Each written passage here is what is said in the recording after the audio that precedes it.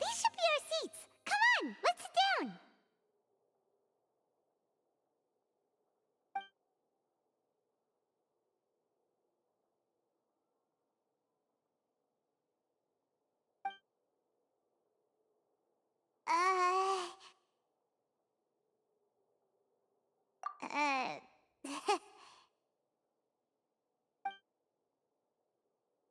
Hey, traveler. Maybe we should strike up a conversation with the person next to us. Since we're sitting together and the rest of the place is practically it. Oh, you little... Of course you put this on Paimon. Excuse me, I did not realize you felt awkward. I am terribly sorry. I would be perfectly happy to chat with you if that is what you would like. Oh, so you heard all of that, did ya? Boy, you sure have good ears. Paimon thought she was keeping her voice down. Wait, that's not it. Paimon's... Sorry. Paimon's the one who was being rude, talking under her breath like that. So, let's talk, but, what should we talk about? Oh, Paimon's got it. You're also here early, and... A friend, you say? Well, if Mr. Linney would like to be my friend, I would be more than happy to reciprocate. Oh, so you're not friends with Linney, then? Oh, this is getting more awkward by the second. Nice to meet you. Paimon is Paimon, and this is the Traveler. We just arrived in Fontaine. It is an honor to meet you two. I have heard of your deeds across Tevat. And as required by proper etiquette, I will also introduce myself. I am... Oh, Monsieur Nervillet. What an honor it is to have you here to see my show. Ah, Mr. Linney. I should say it is in fact an honor for me to see your performance in person. Wait, Nervillet? Could he be...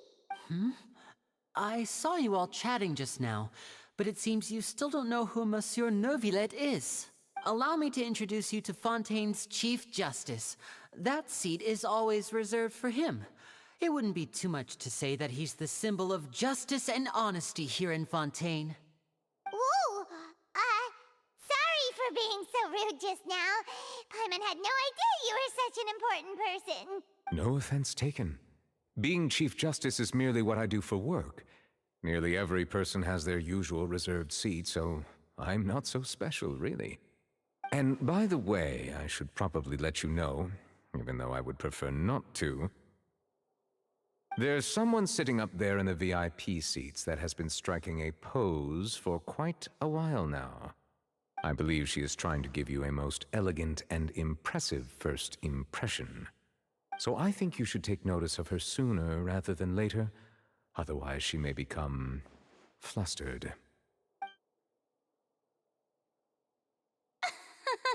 Huh? Oh, it's Farina, the Hydro Archon. Huh. She sure has a smug and satisfied look on her face. Guess she has no idea that you saw right through her act. Very good. That is for the best. No need to pay her any more attention. We may now enjoy the show. Huh? So is this what things are like between the Chief Justice and the Hydro Archon? All right, please wait just a moment longer. I've pretty much finished my preparations, and the performance will start as soon as the audience has made their way to their seats. Yay! The show's finally about to start! Paimon can hardly wait! Paimon's never seen a real live magic show before!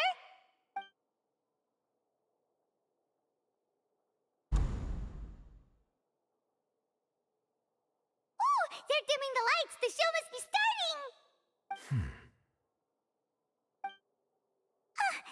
Sorry. Paimon will try to stay quiet.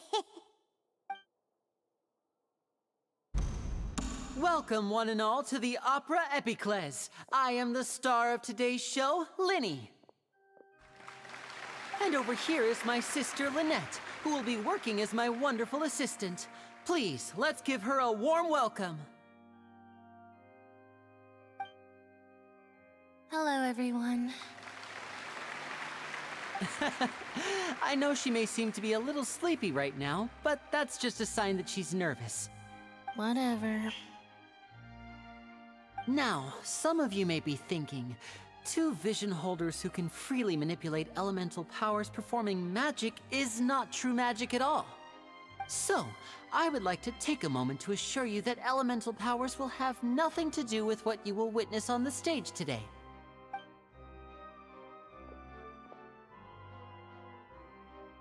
Both Lynette and myself have removed our visions for the show. That way, even the gods won't be able to help us. Oh, good point. That's what makes the show real magic. Now, without further ado, let the show begin. Lynette will now exit the stage to make some preparations. I know you might miss her, but don't worry. She'll be coming right back on stage momentarily. Perhaps in an unexpected way. I'm sure she'll be stealing the spotlight soon enough. Oh, and before I forget, there's one more thing I should say. You never know what can happen in the blink of an eye.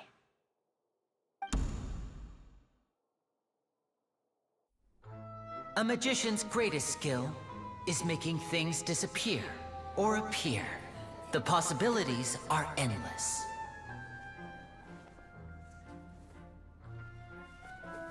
Huh?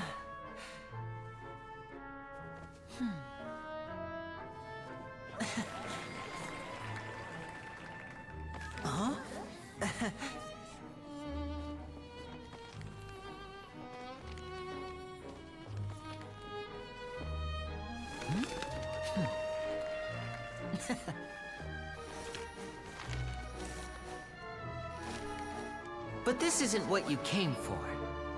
These little tricks, you've seen them all before. So it's time for something truly extraordinary, don't you think? This one's a little tricky.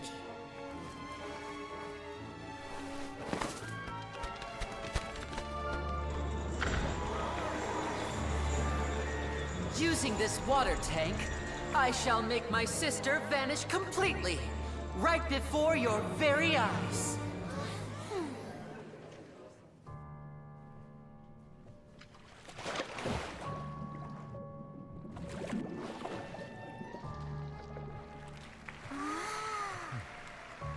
It's actually quite simple. She'll just turn into air bubbles and float right out of the top.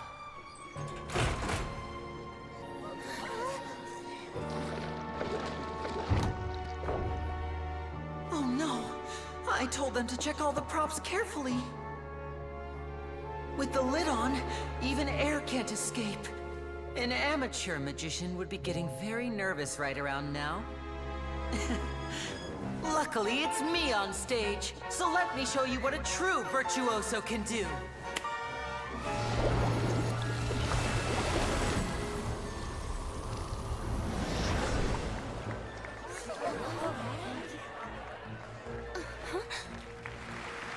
Lynette, are you still there? Don't go too far. We don't want to use up all our magic. Hi, I'm back. Uh-huh.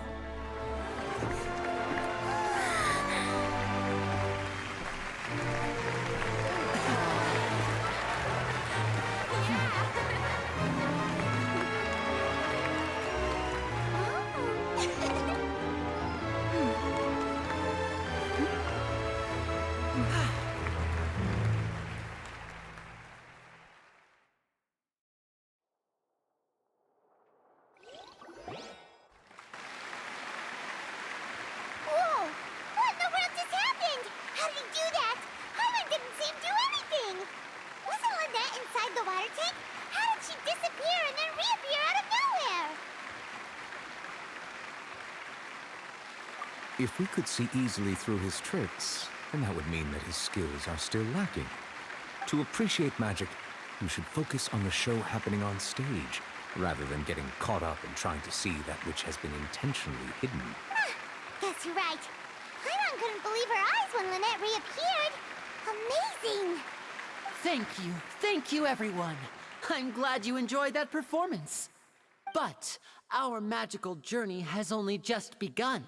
I've prepared even more astonishing surprises for everyone here. The magic of transformation and disappearance can go far beyond what you've just seen. I'm sure many of you are thinking that escaping the water tank was impressive enough. But Lynette is still my assistant after all. In which case, I have ample time to make all necessary preparations. So, for my next trick, I will require the participation of one lucky audience member. Please, if my assistants could bring out the magical boxes now. There are 2 boxes, and only 2 boxes. One is here, and one is there in the aisle among the audience. I'm sure many of our clever audience members have already guessed our next magic trick. A swap! Our lucky audience member and I will each enter a magic box. After 1 minute, we will each emerge from the opposite box. Now please, everyone pay very close attention to the box you see here. Don't give me any chance to make a move. Wow! How's he gonna do this? Hey, do you think this is all magic tricks, or does Lenny have actual superpowers? The lucky audience member will be generated by this random number selector.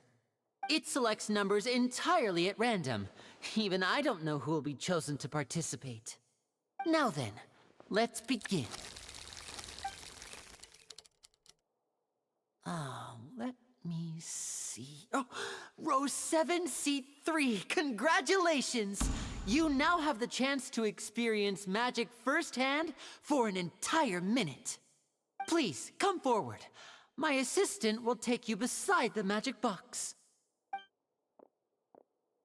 I'm sorry, it might be a little cramped inside, but no need to feel nervous. We've carefully arranged everything for you to be as comfortable as possible. You don't need to do anything, but no matter what strange things may happen, don't come out of the box.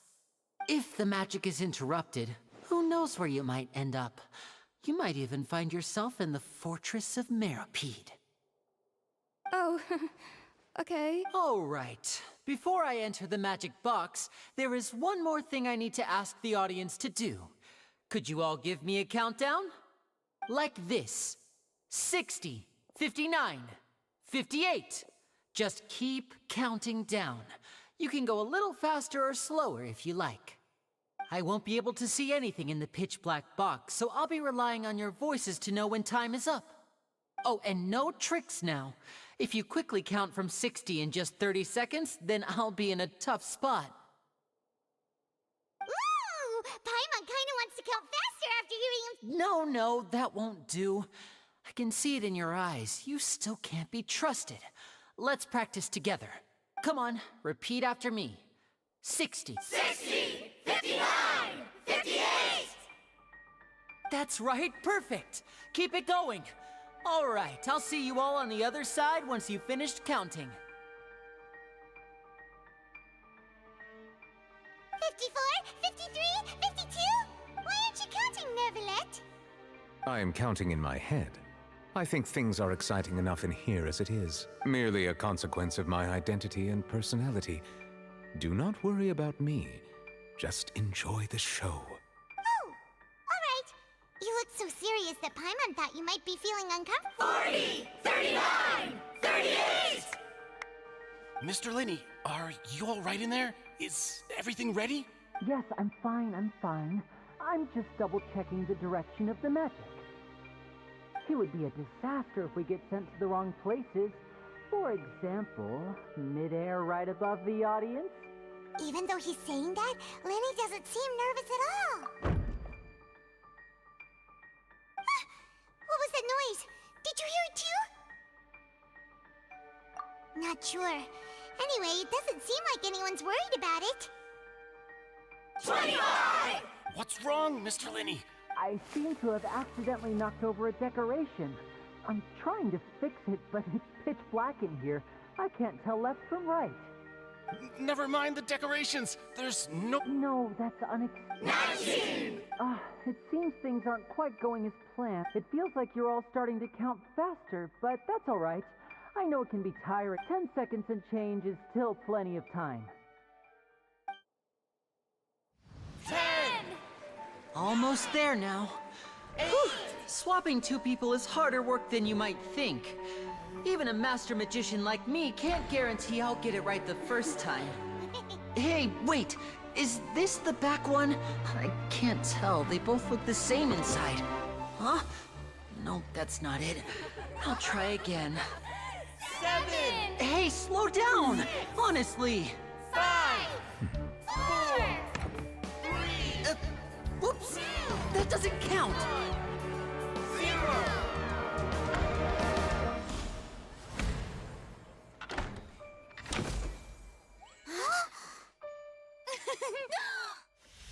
Ta-da!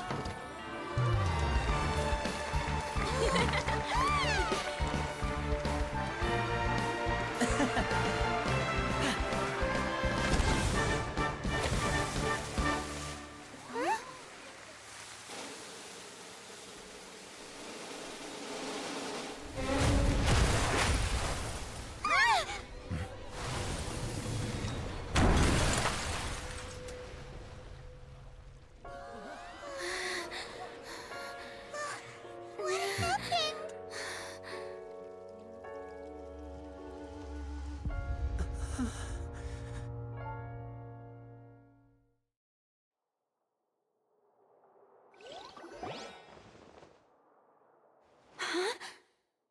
Is this part of the show?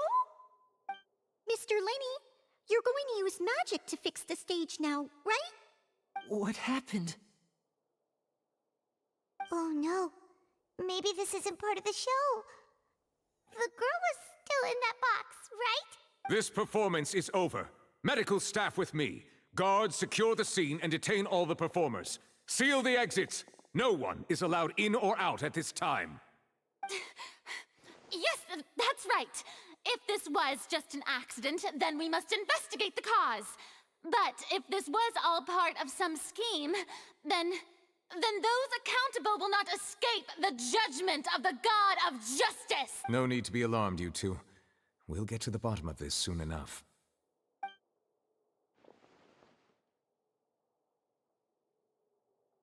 Unfortunately, the person who is in the magic box has been pronounced dead. His name was Cowell, one of the assistants in Linny's magic troupe. Apparently, the fireworks on stage ignited the ropes that were suspending the water tank, which then caused the tank to fall onto the stage. As of now, we are still not sure why we found Cowell in the box, rather than the guest from the audience. And after an initial search of the area, the guards have confirmed that the girl is nowhere to be found. It appears that this incident was not merely some mishap with the performance. And there are many indications that it is connected with the case of the serial disappearances of young women. The serial disappearances case? That's the case that Charlotte mentioned before.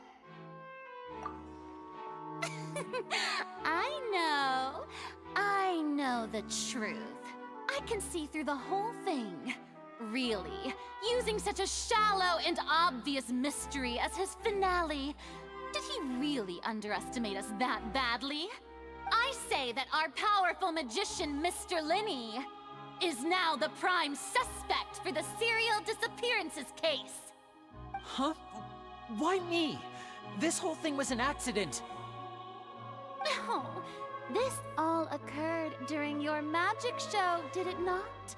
The missing girl disappeared after being chosen, did she not? The deceased is one of your assistants, is he not? Now that I think about it, that whole speech about magicians making things disappear was nothing more than a provocation, a bald-faced challenge. That can't be right. How can Linny do this? He was in the box on the stage the entire time. We can even hear his voice. Besides, before the show, he told us that he would like to catch the criminal behind the disappearances. He couldn't possibly mean catching himself. Save discussion for a later time, please. Lady Farina, may I assume that your comments just now constitute an accusation against Mr. Linny and his associates, and that you are pressing charges? I just think that I think it might be a little early to talk about formally pressing charges. But what Lady Farina said just now makes perfect sense. Looks like she's gonna personally deliver justice. A kidnapping and murder carried out under the cover of a magic show. Lady Farina said it all. I mean, of course, my dear people. But what excites me even more than the obvious truth before our eyes is the opponent I'll be facing. That's right. I mean you, Traveler. You'll support Lenny, won't you? After all, he was the one who helped you the first time we met. Then there's no problem at all. But with Lenny's help, our little duel ended in a draw. But draws really are the most boring possible outcome. So, no more draws. Between the two of us, there must be a clear winner and loser. And what better place to hold such a riveting showdown and decide the true victor than here, on the grandest of stages, the Opera Epiclese. Huh. It wasn't a draw. She obviously lost last time. I understand. Charges have now been pressed, and as such, a trial is in order. Well, Traveler, seems Lady Farina has set you in her sights. But putting her dramatic rhetoric aside for a moment, I would like to ask you, are you willing to act as Mr. Linney's attorney and defend him in this case? Very well. The trial will be held a day from now in the Opera House. Both sides may investigate the scene to build their cases and search for the truth. Linney and his troupe are all potential suspects and shall remain within the Opera House. The audience may begin to leave in an orderly fashion once they have been cleared by the guards. A day isn't that long.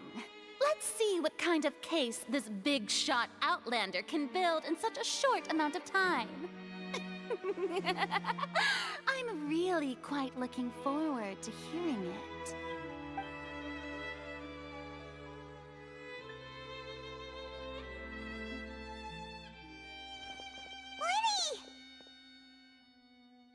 Sorry about everything that happened just now. Were you frightened? Of course! Who wouldn't be scared after witnessing an accident like that? Yeah, I'm a little shaken up myself. How could this happen? And poor Cal. I know you already claimed that you would defend me, but now it's just us talking. Tell me, do you think I could possibly be the murderer? Good to hear. Thank you so much for trusting me. I'm sure everyone sees me as the biggest suspect at this point. But, if you ask me, the whole thing is mysteries layered upon mysteries, such that all that's left is confusion. I don't know whether what happened there on the stage was purely an accident or not, and I don't know why poor Cal was in the box.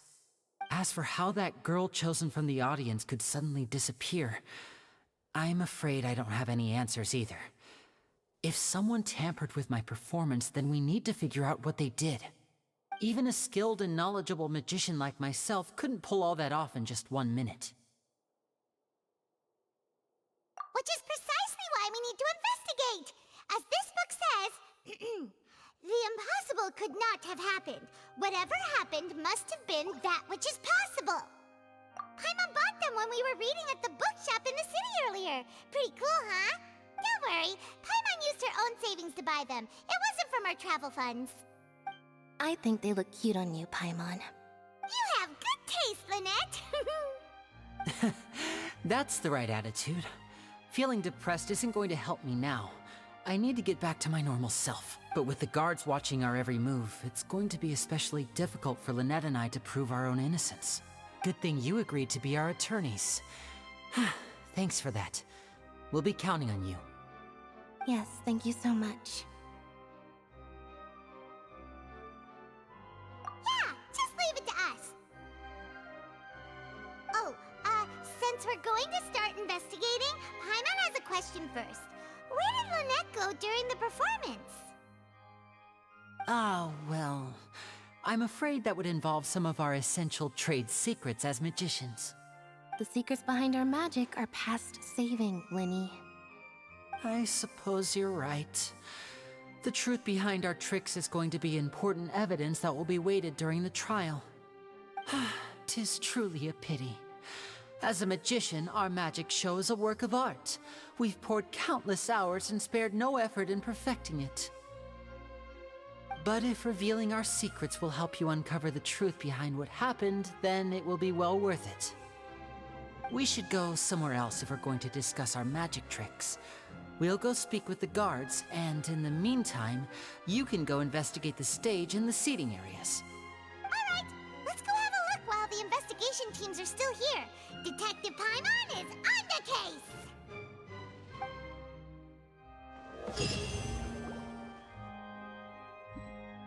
Hello, officer. How's the investigation going? Ah, I see. You must be the traveler that Lady Farina mentioned. Listen, I'll be perfectly honest with you. I'd avoid getting mixed up in this whirlpool of a mess if I were you. Huh? What do you mean? Come with me and you'll see. The deceased is one of Linny's assistants, named Cowell. Even though he hadn't joined the troupe long, he was hardworking and everyone generally liked him. The assistants are usually in charge of setting up and inspecting the props, as well as assisting with the show and keeping the crowd engaged. As you probably saw when you were in the audience, the water tank suddenly fell and smashed the box with Cowell inside it. This is the real mystery. We've already searched the scene and were unable to find any traces of the girl. However, if you look carefully, the box was positioned directly under the water tank. The ropes holding the tank were then burned by the pyrotechnics on stage, causing them to snap. All these factors lining up so perfectly makes it hard to see this as a mere accident. If anything, the more logical explanation is that the whole incident was intentionally planned, and Linny is the most likely person to have access to all these areas. But he doesn't have a motive! Are you both good friends of his? Well, you can't say we're good friends, but we've known each other for a little while. So in just a short time, he was not only able to win your trust, but even convince you to act as his attorneys. I know there's no such thing as magic. The real trick of a magician is holding the audience in the palm of their hand. I've seen a lot of cases, and I can tell you that people are the least reliable kind of evidence. Sorry, I tend to be pretty straightforward. Just know that I'm warning you for your own good. Anyway, you may investigate the scene of the crime yourselves if you're curious. Who knows, maybe you'll be able to come up with some new evidence.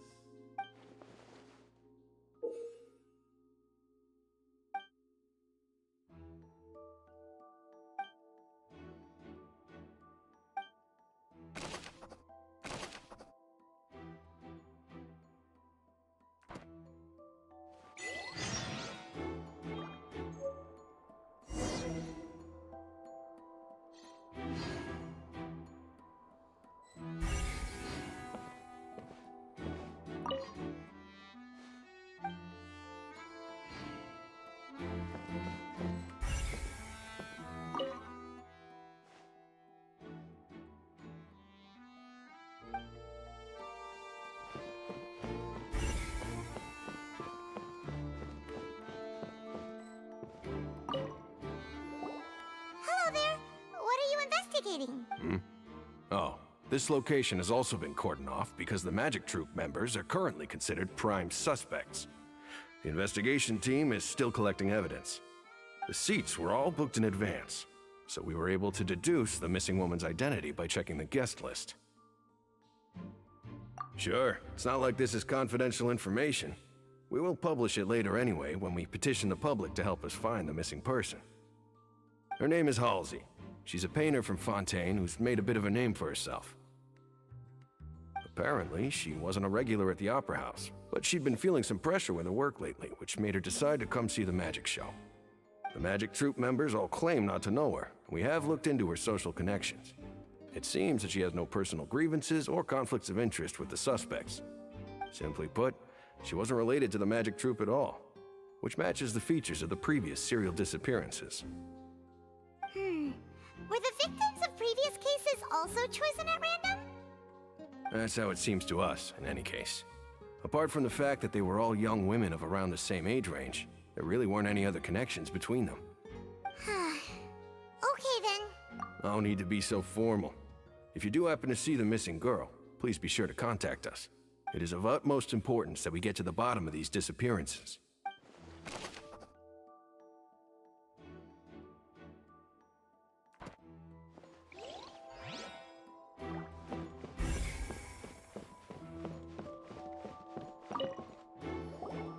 So this is the rope that broke and caused the water tank to fall. The rope looks pretty durable. How can it be burned through so quickly by fireworks? Why are you suddenly so serious, Traveler?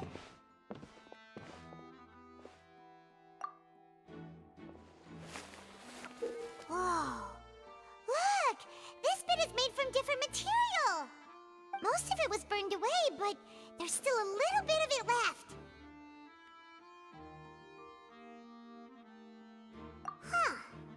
So if a rope meant to hold something was made with that kind of material in it, then that means... Wait! Why don't you write all this down? Let's take notes!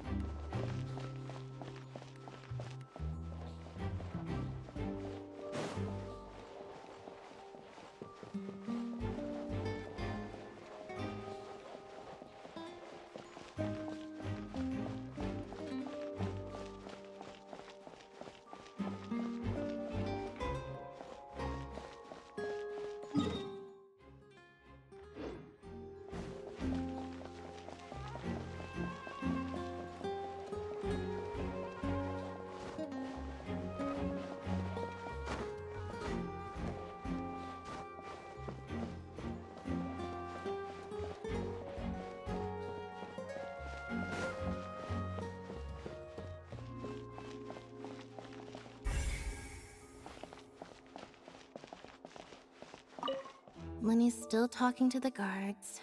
It seems, I think someone will be assigned to monitor us. Lenny's still talking to the guards. I think someone...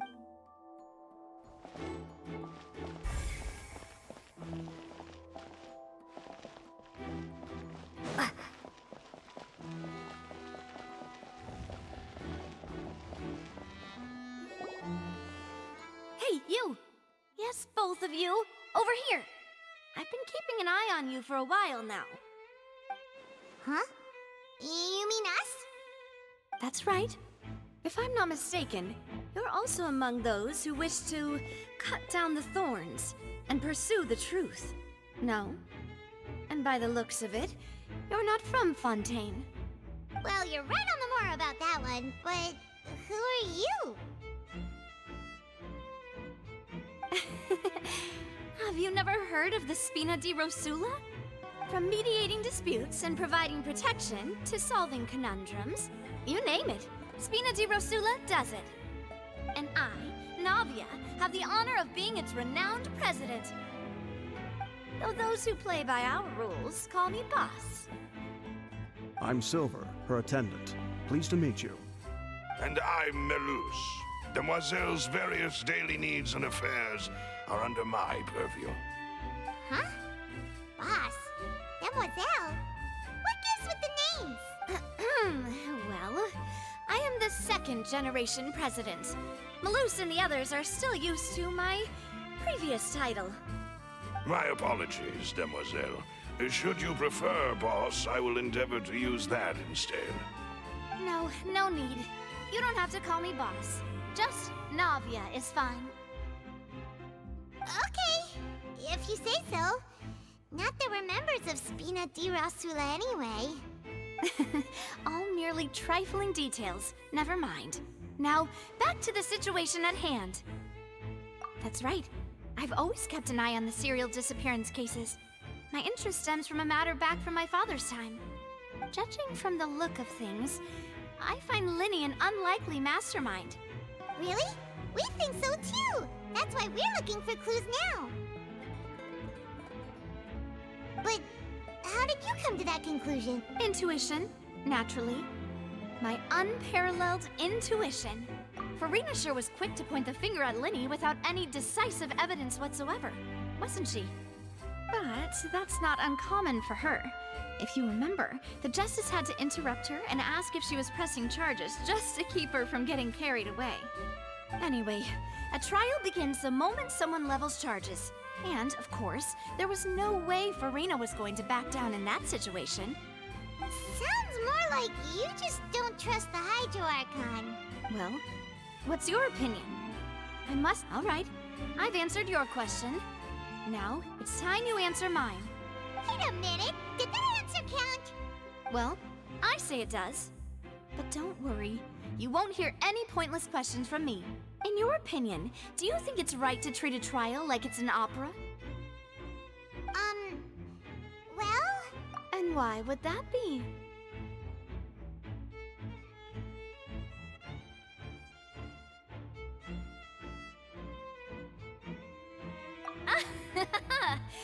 See, Silver and Maloose? I told you they'd be different. Most astute of you, demoiselle. I too think that the Traveler's response was most excellent. No matter how wonderful the script or how fervent the audience's expectations may be, the trials that go on stage here must be based in fact. And if that can be done, boss, then...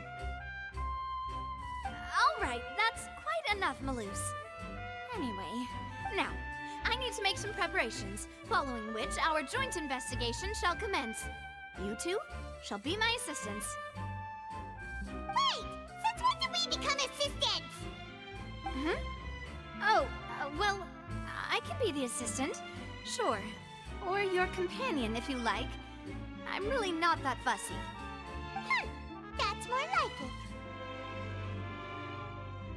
it. Far be it from me to brag, but I believe that Demoiselle's intuition will be instrumental in uncovering the truth. You wish to save a friend from false accusations, and we wish to unravel the disappearances. In this sense, our goals are aligned. You have a point. You're quite the talker, aren't you, mister? And what about you over there? What do you think? You seem like you've got something on your mind. I have nothing to add. Oh, alrighty then. We'll be making some preparations first. Just be sure to let us know if they start revealing Linny's tricks. Thanks!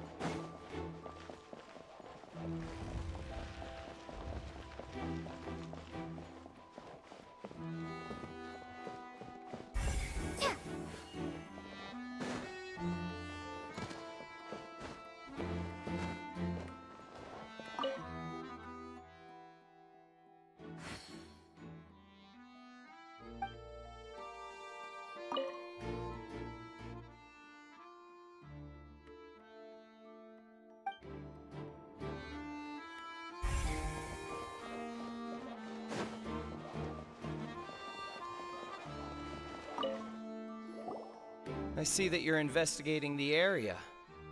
Well, it just so happens that I'm interested too. If you find any new and interesting leads, be sure to share them with me, all right? We don't have too many thoughts yet. Then why don't I tell you my hypothesis first? The way I see it. And I'll start it with that loud thud. The thud? Oh, you mean the sound that happened during the countdown? Yes, exactly.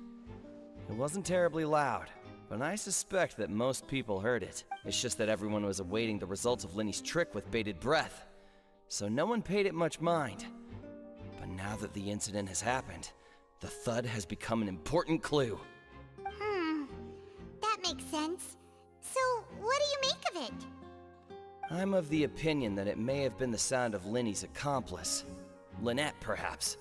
Jumping atop the water tank or something like that.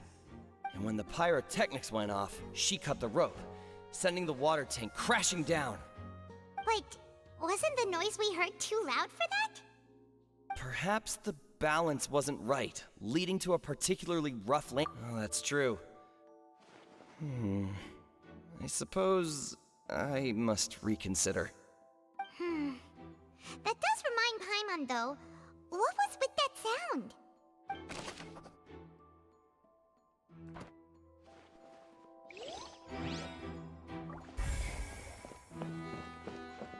Hup. Hup.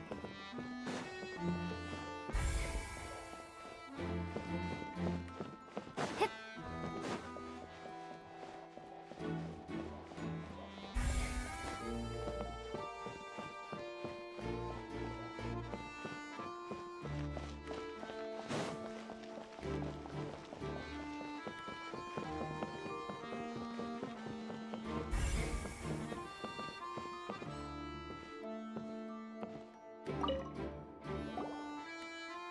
The investigation team has some new findings. Turns out there's an issue with the random number selector after all. See, I told you. What if the machine picked some big guy's seat? You think the murderer would have still made his move then? Sorry to interrupt, but we're helping Linny and Lynette with their side of the investigation. What were you saying about the number selector? There's something wrong with it? You're trying to help them? That'll be a tall order. Linny used the machine to pick a random member of the audience during his performance, right? The lucky girl that later disappeared. Well, we thought there might be a serious problem with the machine, so we had it taken away for further inspection. It turns out that the seat number it picked wasn't random at all. The machine picks that same number every time. I'm sure you already know that you have to make a reservation in advance to get a seat, regardless of whether it's a trial or some performance. In other words, Linny knew who would be sitting where from the very beginning. That much checks out. Linny reserved our seats for us, too. Bet you see why I was saying it'd be tough to make a case for Linny. Even though it's bad for Linny's case, Paimon had better write it down.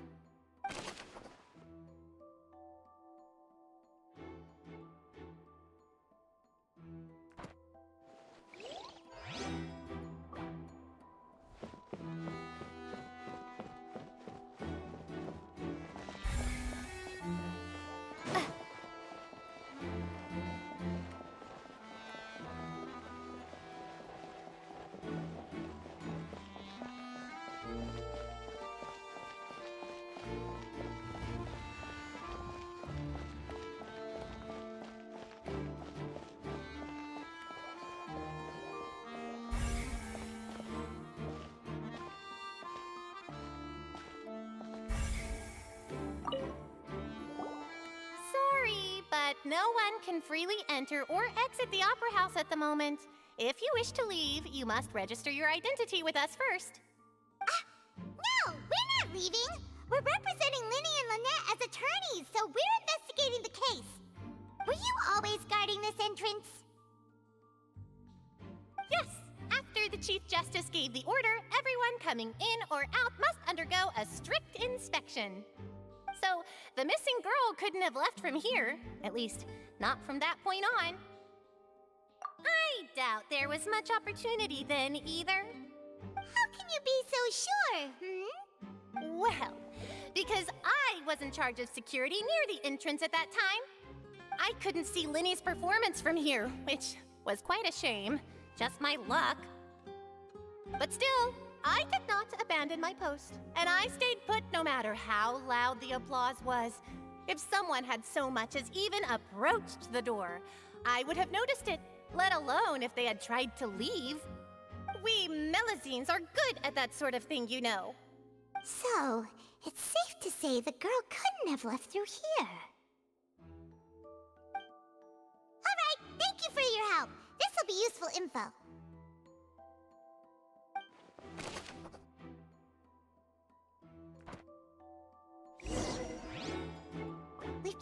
anything of note here at the performance venue. Paimon wonders how Linny's discussion with the guards is going. Let's go see, shall we? Ooh, things are getting interesting, huh? Understood. Then I will be going with you. Just so you're aware, I will be monitoring your actions and making notes as necessary. Very good. Thanks for being so agreeable. I'd pull a rose out of my hat as a gift for you if I could. You may spare the pleasantries. I'm just doing my job. You've arrived. Who's this? Me? I'm Spina di Rosula's guardian angel. If you've got a problem, I've got the firepower. Sorry, I got a little carried away there. Call me Navia. I'm a partner of theirs, and we'll be helping investigate this whole situation. And these are my companions. Would you mind if they join as well?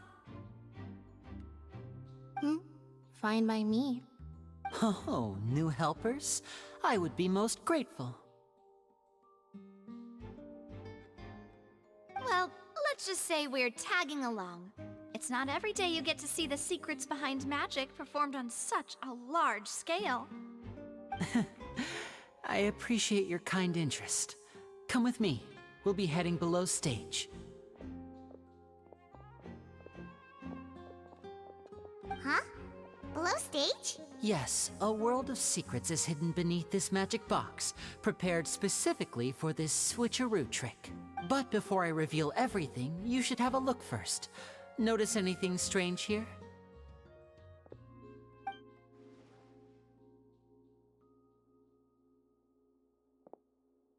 I'm not trying to be dramatic. Remembering the details of a trick will help you understand the methods used to perform it more easily. Huh. Weren't there balloons and other decorations here? Where did Ah, good eye. That said, you're still far from discovering the answer. The back? You mean the inside of the door? What's different about it? Paimon didn't notice anything. Very good indeed. I thought you might not be able to catch that, given that you were sitting in the first row. The back of this door was patterned. Those patterns are now gone, replaced by a smooth wooden board. So, if you put 2 and 2 together, what do you get? Exactly. All right, let's go. I'll tell you how it works as we head down. Oh, so there was a passageway under the magic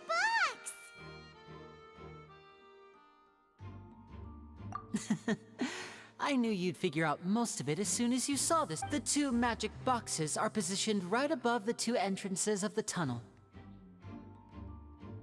See this flatbed trolley? The box with the lucky audience member in it would be shuttled over to the other side using the trolley. This trolley can raise and lower and even rotate, ensuring that the box will face in the right direction. I see. So that's the purpose of the box inside another box. Precisely. The inner box would descend after the audience member was put inside and be moved along the trolley, all while the outer box would remain on stage as if nothing had ever changed. So that's how you did it! Once the box was lowered, the trolley would store some energy through this device here, with which it would complete the rest of the steps. The audience member would only be able to feel some slight movements in the dark, and by the time she walked out, she would already be back on stage. Right! You were talking that whole time, and you even came out for a moment near the end! Ah, yes. A phonograph operated by Lynette was used to achieve that effect. My assistant and I had already scripted our conversation beforehand. When the countdown began, I had already gone to the opposite box via a tunnel using that ladder. And what about Lynette? Where was she? I was in the mezzanine space in the back of the box. Oh, interesting! That's how we were able to coordinate Linny's lines with the assistant. And, by the way, I was the one who walked out of the box at the end. I mean, we are twins. All it takes is a change of clothes and no one can tell who's who. And that's my favorite part of this trick. Only Lynette and I can perform it. So that's how it all worked! Wow! Every detail you revealed was more amazing than the last! Lynette would briefly walk out of the box and then go back in, jumping into the tunnel and escaping before the box on the trolley could finish ascending. And then I walk out of the other box in the audience area, and the trick would be complete. The operative word here being would. But as you saw, Cal was in the box, not our audience member. She, on the other hand, mysteriously vanished. We really don't know how that happened.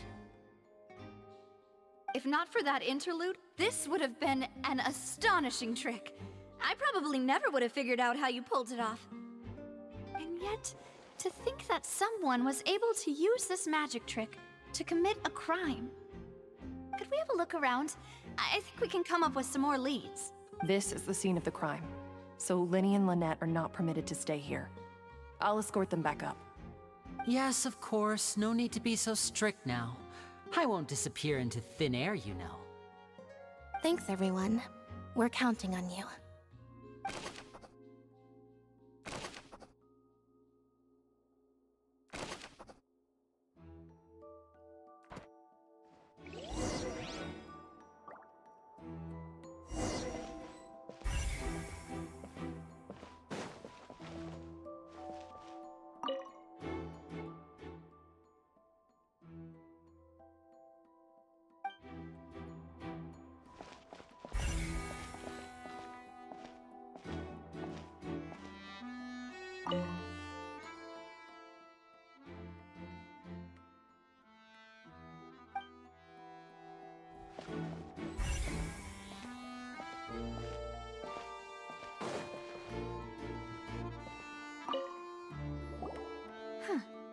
What's this?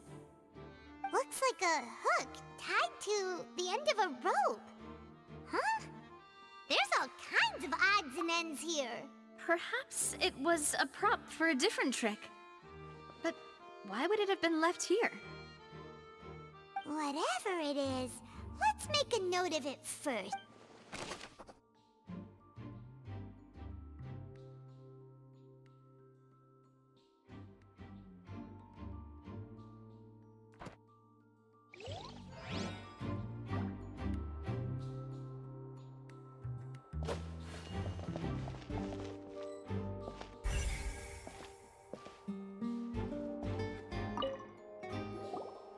The floor is wet. Please be careful not to slip. Speaking of which, why would there be water here? Oh, Paimon knows! It's one of those tricks where you pour water into a jug and then flip the jug over only for the water to disappear? And here's a broken vase. Huh. That can't be. The trolley moves along tracks from start to finish. It couldn't have hit the vase at this distance. Let's note this down too and think about it later.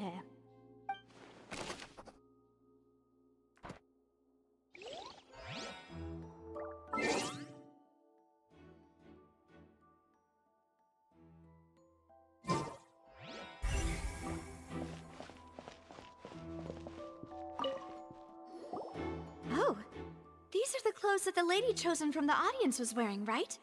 Her clothes are here, but she's nowhere to be found. Right. And do you really need to do that if you're kidnapping them? Ugh, this is so confusing.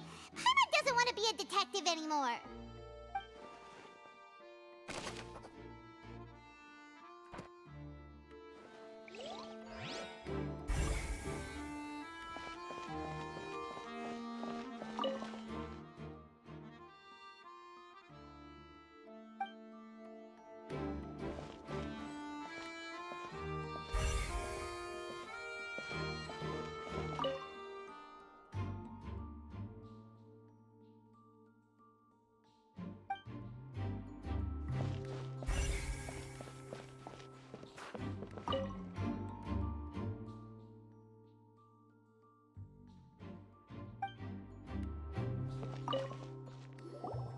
What is this place? It seems someone could fit through here. Huh. Could this have been the suspect's escape route? Alone, perhaps. But if they had to pull another person with them, the space would be too narrow. But there are no other ways in or out of here.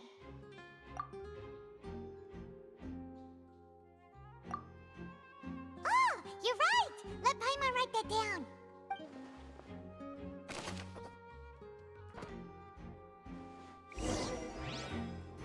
Seems we're just about done investigating down here. Yes. Let's head back up.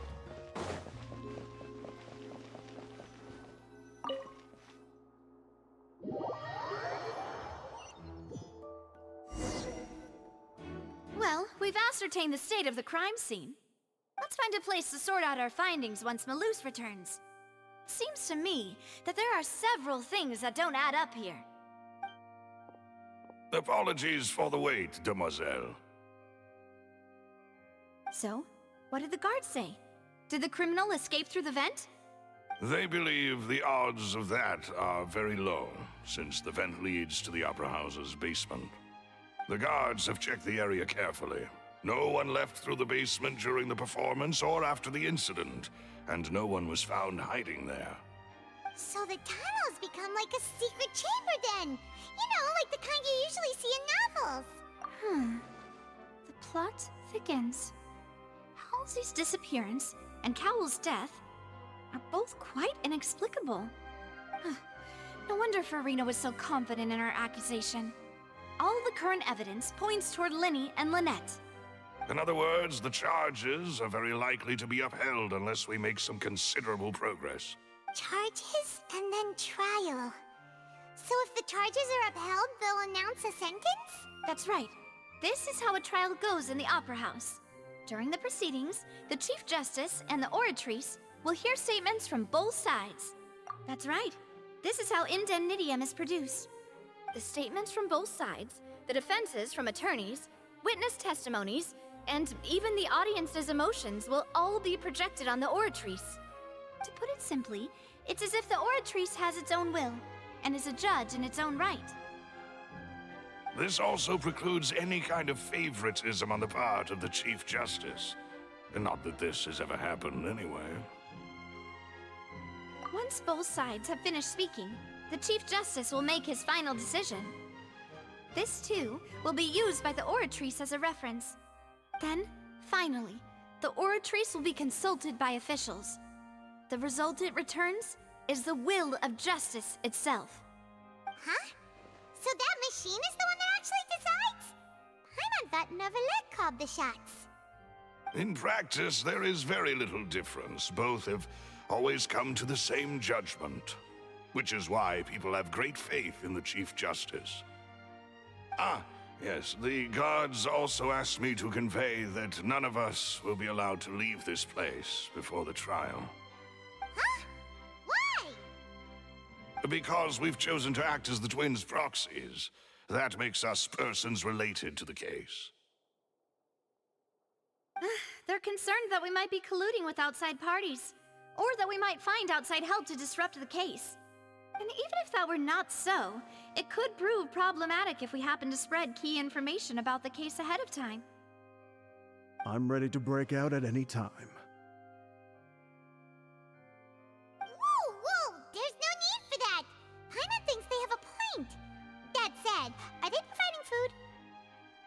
Of course. I just hope you don't mind the lack of options. I'm afraid that catering to all tastes is not in the cards, nor is any guarantee of balanced nutrition.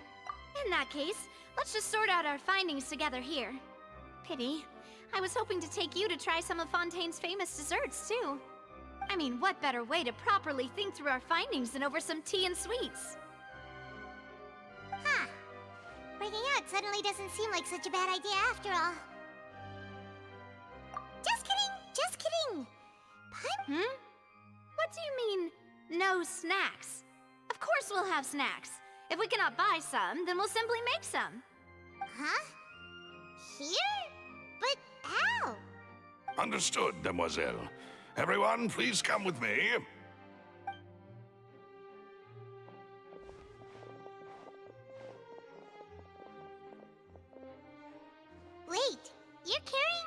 portable stove with you? Yes, I must be prepared to meet the demoiselle's baking needs whenever the fancy strikes her. I have eggs, sugar, and almonds at the ready. Good work, you two. Then I'll get to it. Please sit tight for a moment. You'll get to taste my awesome snack soon enough. These three are quite the interesting group.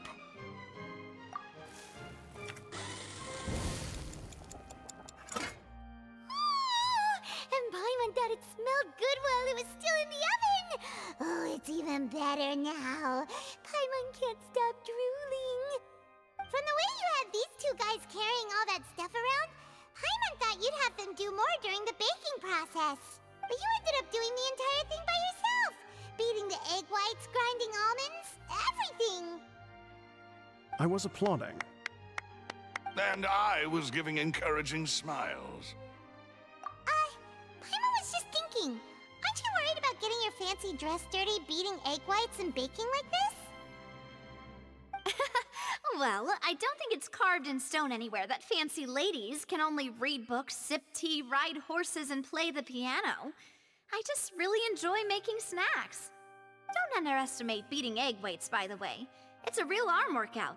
You also need to beat them to just the right consistency, or your macarons will crack. Anyway, give these a try, fresh out of the oven. There's 3 for each of us.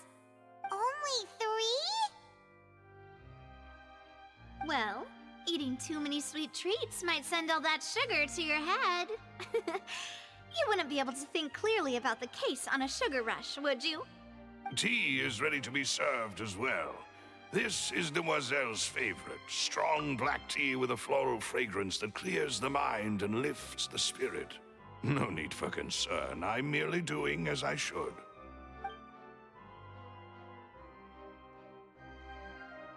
All right then, down to business. As Paimon mentioned previously, the tunnel seems to be something of a secret chamber. However, we can assume that Linny and Lynette were not alone within it.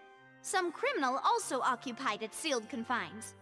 The magician twins could have committed the crimes, of course, but they lack any logical motive. Exactly! Why would they do such a thing right when everyone was watching?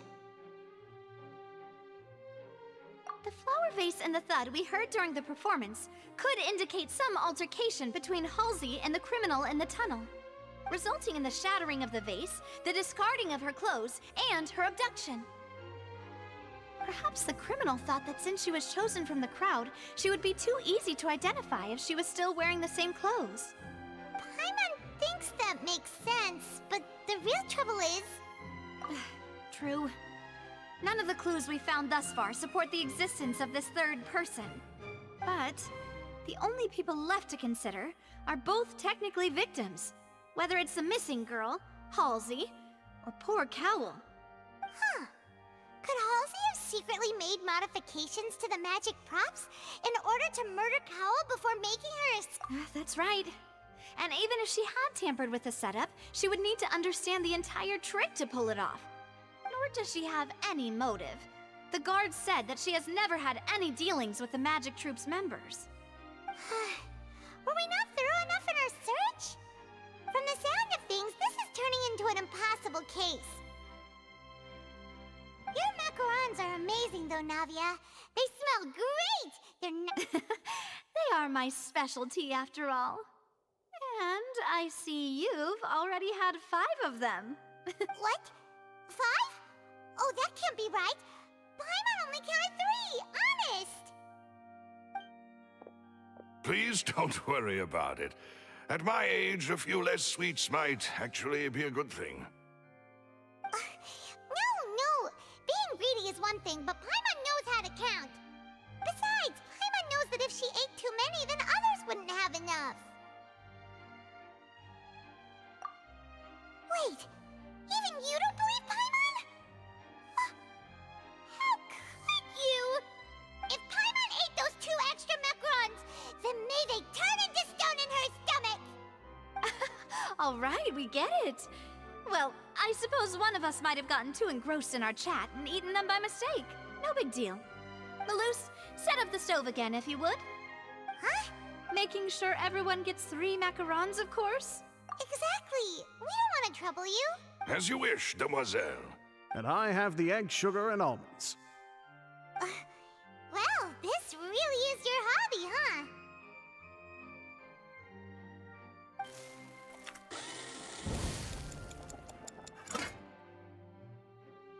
Well, that's it for snack time. I'm going to have another look around the area. I don't know what we're looking for yet, but we've still got some time. As attorneys, I suggest the 2 of you think the case over again. It would be awkward if you got all tongue-tied on stage during the trial. All right, thanks for your help and for the snacks. It was nothing. A small task for the Spina di Rosula. Silver, Malus, it's time to go. I'll be back if I find anything new.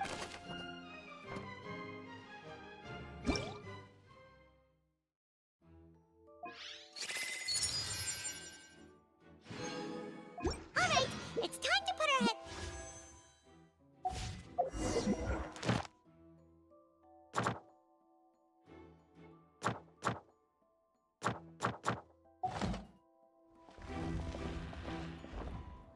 Oh, it's probably gonna be a long and difficult...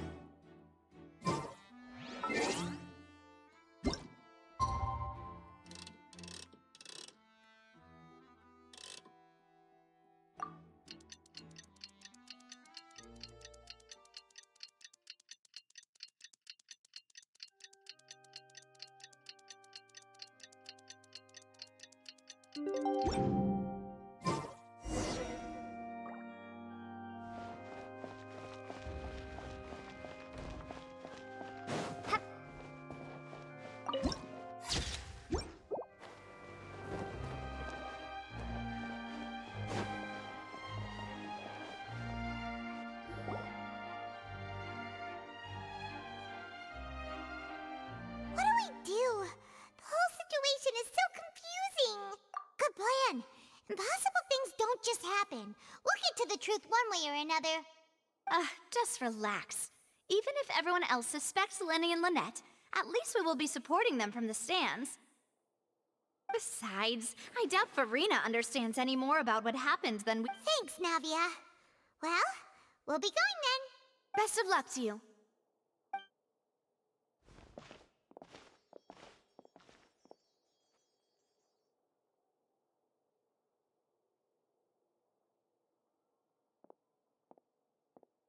Ah, finally, you're back. Well, how did your investigation go? To be honest, you might be disappointed. No. We're already very grateful that you were willing to help. Well now, don't you all look disappointed.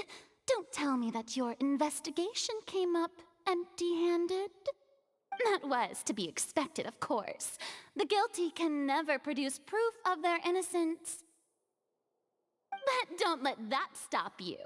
I shall be terribly disappointed should you, my most anticipated foe, concede so easily. Since both parties are present, I declare that the trial regarding the magic show incident is now in session. Firstly, in order for the audience to understand the causes and results of the incident, could we please have Mr. Linney explain the trick? Yes, of course. I will explain while Lynette demonstrates on stage. All the necessary items have been prepared.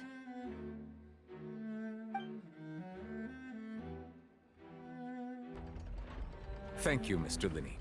In that case, I take your statement to be that you ran to and remained hidden within the magic box in the audience stands once the trick began, and thus could not have committed the crime. Is this correct? Yes, that's correct, Your Honor. In that case, I call upon the prosecution.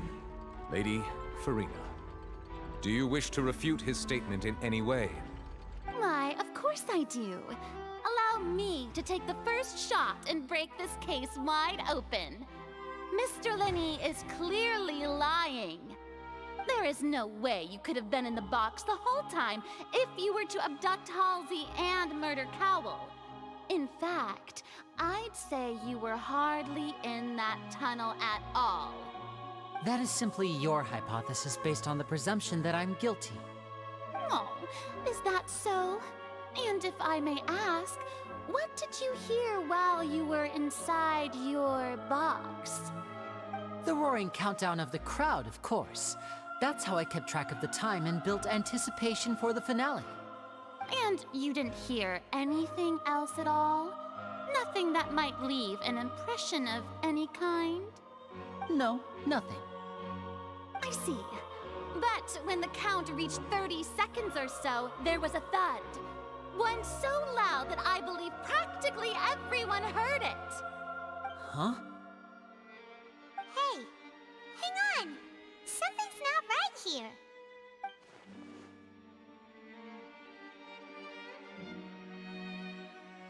Yeah, I'm sure he could have heard a noise that loud from inside the box.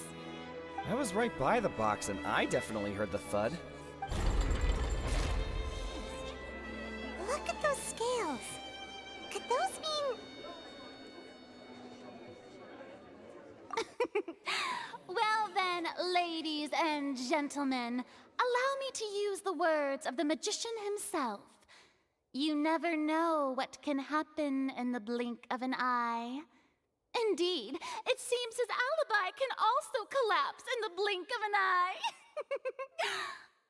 Of course, I have armed myself to do far more than smash your alibi. Confidence cannot go unfounded, and my foundations are rock solid. Tell me, aren't you and Lynette actually from the House of the Hearth? The House of the Hearth? No wonder they did something like this. So the serial disappearances were the Fatui's doing. Now it all makes sense. I've got a feeling that what happened on stage probably wasn't just an accident. That's irrelevant. Our identities have nothing to do with what happened. Indeed. Then perhaps you could tell us everything that happened during that 1 minute. Your first priority is to prove yourself innocent after all. I'm sure there is little that needs to be kept secret now. Unless your script already has holes in it. The Outlander is speechless. My, oh my, don't they look flabbergasted? Now comes the infighting and discord, I suppose. This was almost too easy. Good thing I made all those preparations. Seems the all-nighter I pulled last night is really paying off. Hey, Linny, why didn't you tell us this before? Order! Order! Mr. Linney, allow me to re-establish the facts. Lady Farina has raised 2 points. First, when the thud was heard in the Opera House, you were neither in the box nor the tunnel. Second, you and Ms. Lynette are both members of the House of the Hearth. Are these claims true?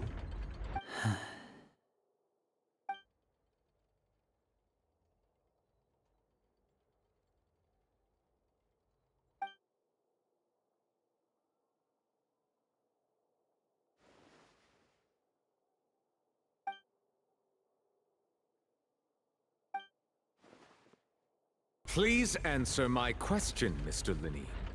I'm sorry. Yes, they're true, Your Honor.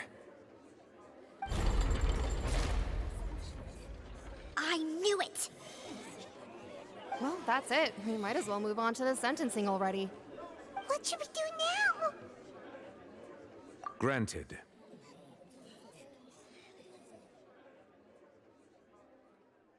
In that case, what is your request?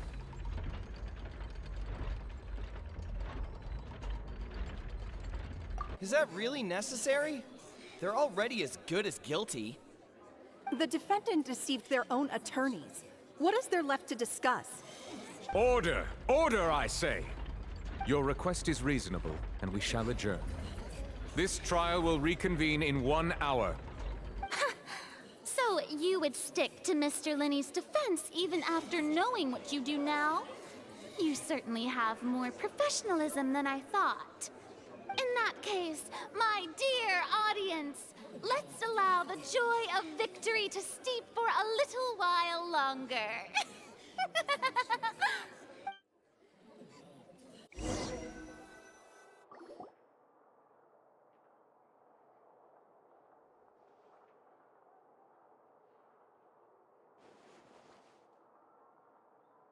Well, this is awkward. I didn't think the Hydro Archon would dig all that up. I'm sorry, Traveler and Paimon. Yeah, sorry. Paimon doesn't know where to start. We trusted you two. We based our entire reasoning on the assumption that you weren't bad guys. Not to set the wrong tone or anything, but Paimon's really mad! I'm very sorry. I know you're angry, and reasonably so, but please, let me explain. I know you've clashed with the Fatui several times before. I wouldn't be surprised if just hearing the word is enough to make you upset. But our organization is very, very large, and the Harbingers have very different personalities and goals. Right now, we want to save people.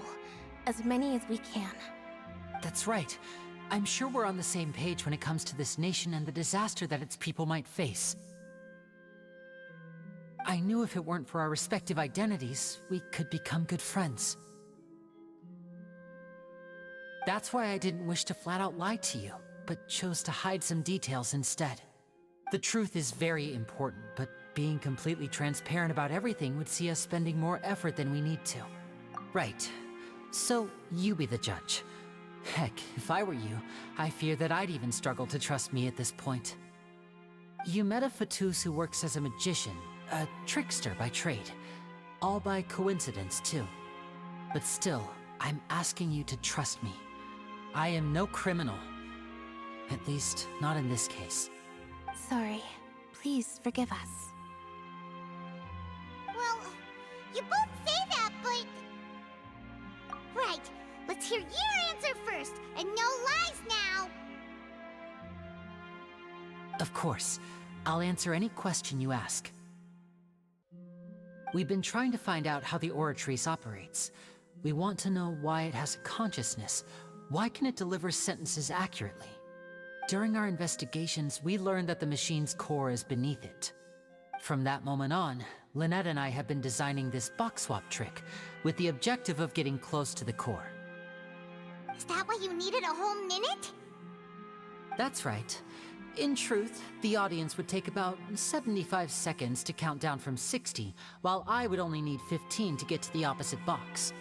So, after jumping into the tunnel, I accessed the Opera House basement via the vent, and went to investigate the room in which the core is stored. That air vent was created during the construction of the tunnel specifically to execute this step. Well, nothing. As soon as I reached that room and was about to investigate, I heard someone's voice. Which should have been impossible, of course. I was quite certain that I was the only one in the... That voice seemed to recognize me and tried to speak to me.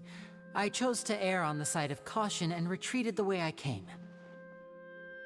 On the way back, I saw the broken vase and the clothes on the ground, but the countdown was almost finished, so there wasn't time to give it any thought.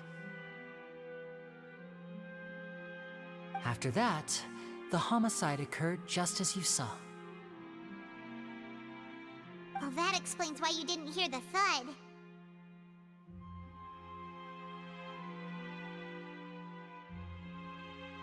Because of that prophecy I told you about, of course. We must know all we can about this nation's secrets in order to deal with that prophesized crisis. That's the only way we can save everyone. So, there you have it. The whole truth. I swear, I didn't hide anything from you this time. It was never my wish to proceed under this cloud of mistrust either. But like I said earlier, you can be the judge. If you want to leave because you don't trust the Fatui, there's nothing I can do to stop you. Well, Traveler, you decide. Paimon will follow your lead however you choose.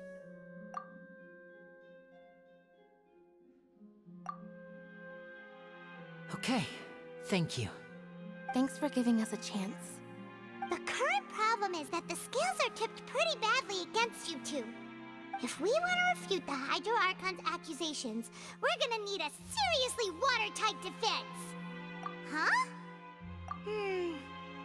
Oh, Paimon thinks she gets what you mean.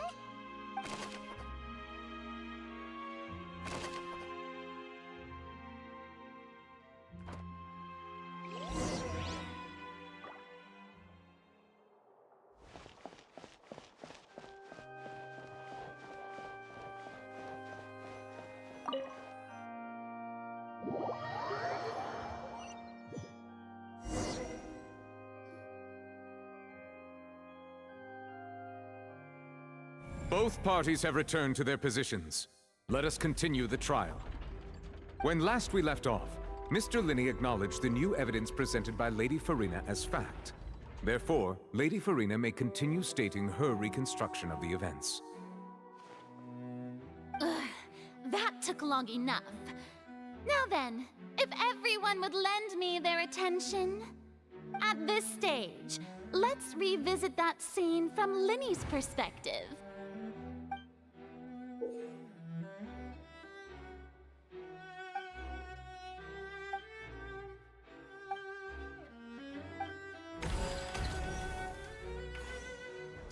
As the countdown began, he entered the tunnel.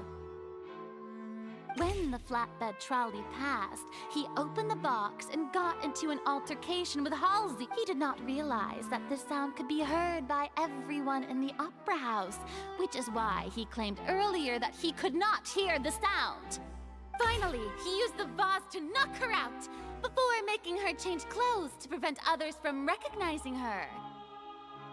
At this time, Cowell arrived in the tunnel, having heard that strange noise, and caught Linney red-handed. So Linney proceeded to knock him out too before stuffing him into that box. Afterward, Linney passed the unconscious Halsey to his accomplice through the magic box in the audience stands. And there you have it. That's the truth behind what happened. Does the defendant's side have any objections to Lady Farina's description of the events? The key to refuting Lady Farina is the order of events. What Linney experienced and what he saw.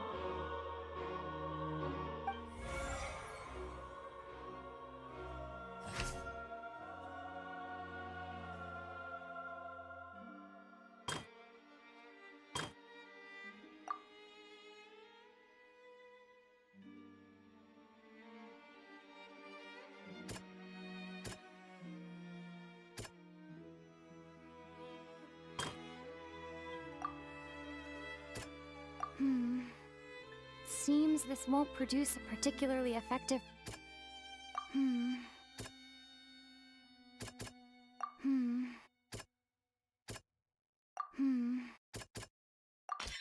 According to Linney, he left via the vent after entering the tunnel. He couldn't have had that altercation with Halsey.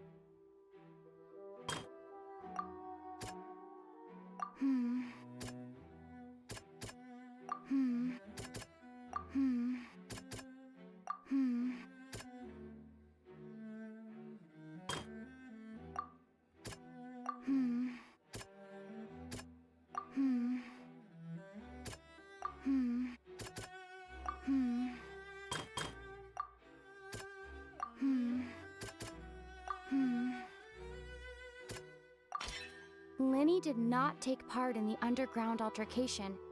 He only witnessed traces of the aftermath.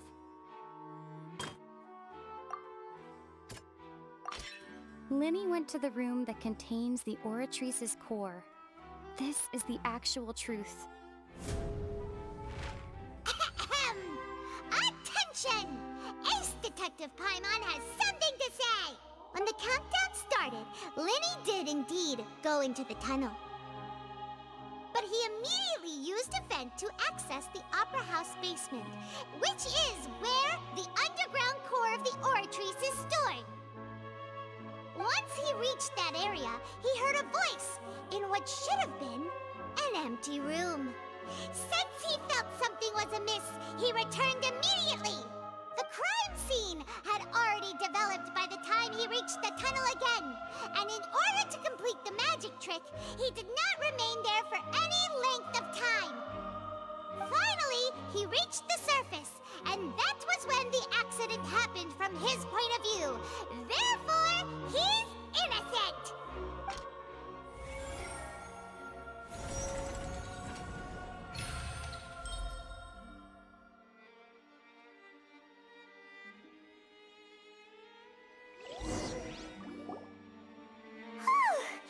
Paimon did it! Paimon actually managed to say all that! In other words, you believe that he knew nothing of the incident? That's right!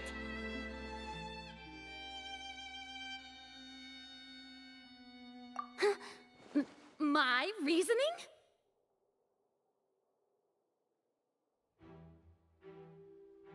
If that's the case, then if Cowell hadn't entered the tunnel, who was the entire setup meant to kill? Assuming that what you say is true, Linny only needed to kidnap the young girl to cause a new disappearance case. What would the point of killing someone on stage be? Oh, they have a point. That's right, you tell him! And that's why they're partners of mine. They've managed to turn things around. Oh, well, your denial is very strident, I'll give you that. But what proof do you have to back your claims? Of course I do. If he had been in the magic box the whole time, how could he have not heard that sound? Why do you ask? You're saying that he wasn't.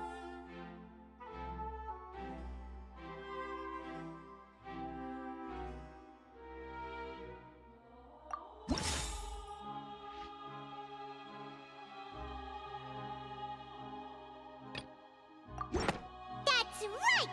Linny wasn't in the box or in the tunnel. That's why he didn't hear anything strange during the performance. This means that when the crime happened, Linny had already entered the basement via the vent.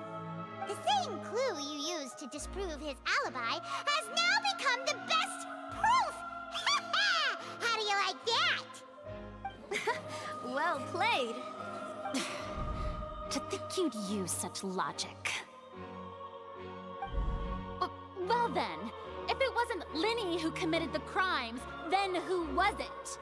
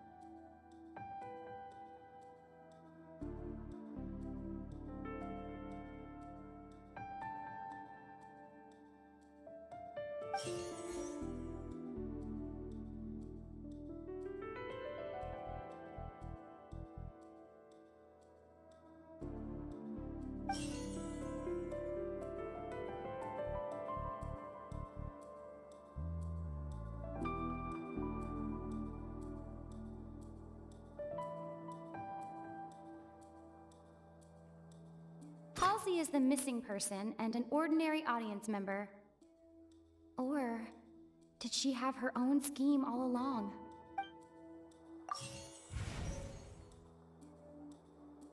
The deceased's name is Cowell, Linny's assistant. He would have been able to tamper with the equipment.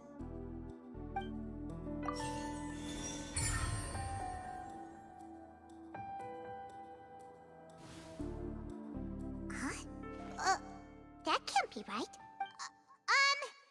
The killer was, in fact, Cowell, the deceased! Oh, is that so? How interesting! Let's hear your reasoning then. What I must do next is recreate the truth. what Cowell did, and how he went from would-be perpetrator to victim.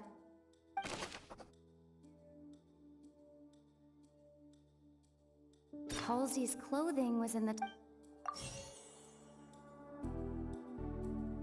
The sound we heard may have come from a clash between the missing Halsey and the criminal. No one entered or left the Opera House through its entrances. The deceased's name is Cowell, Linny's assistant. Linny was not in the No one entered or left the... Linny was not in the It would have been tough for both... Halsey's clothing was in the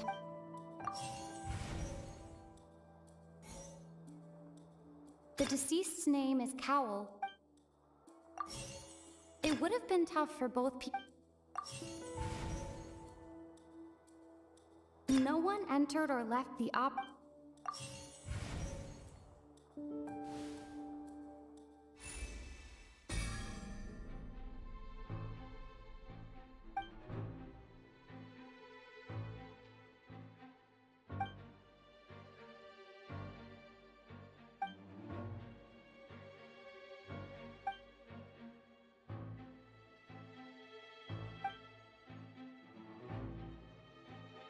What's wrong, Traveler? Are you still having trouble figuring things out? I see how it is. So this was all just a bluff. And here I thought you had something to show for it. But it seems you're still far from the truth. Look, since we're at a dead end, why not consider a different track? Just like the trick as it transpired, the end result must have been utterly different from the magician's initial design. If only we knew how Halsey disappeared. Well, that would be nice, but the tunnel only has 3 exits, and none of them seem very likely. And it's not like this is a magic trick where you can just make a real live person disappear. Excuse my interruption, dear opponents, but do you not see that the crowd is growing impatient? There is no greater sin in this opera house than an awkward delay in the performance.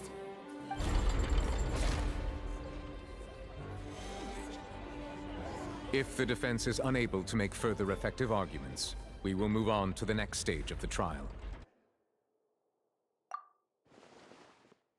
Linny was not in the tunnel at that moment.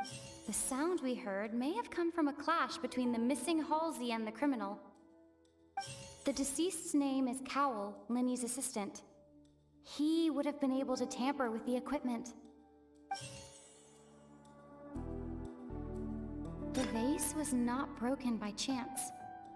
It was used to cover important evidence. The water.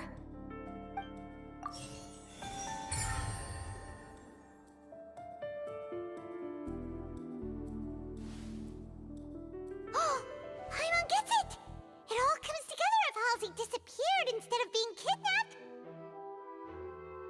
Lynette escaped from the water tank, vanishing gradually and leaving only clothes behind. If there's a similar method where a person could be transformed into water... Oh, just a moment, please. I do hope you know how preposterous you sound at the moment. How could a person ever be transformed into water? This is reality. Must we really? I should think that of anyone. Your friend Linny already knows this truth very well. Magic tricks are ultimately just illusions and misdirection. But Halsey's disappearance is very real. We're talking about 2 completely different things. Even so, I trust the Traveler's judgment. The truth must be out there somewhere. Perhaps some new line of reasoning may open if we try to gather all the focal points that don't make sense. Since Cal was the deceased, we haven't placed much attention on him. But given that we aren't making much progress with the case, it wouldn't hurt to have a look at his belongings, would it? People really do come up with all sorts of harebrained schemes when at the end of their rope. The way I see it, your suggestion that we broaden the scope of our investigation is nothing but a tactic for stalling the trial. Nevertheless, I believe that this is a reasonable request on the part of an attorney. Since the trial does indeed appear to be at an impasse, I believe that additional evidence may help us make more progress. Guards, please step into the lounge and examine the personal effects of the deceased, Cowell.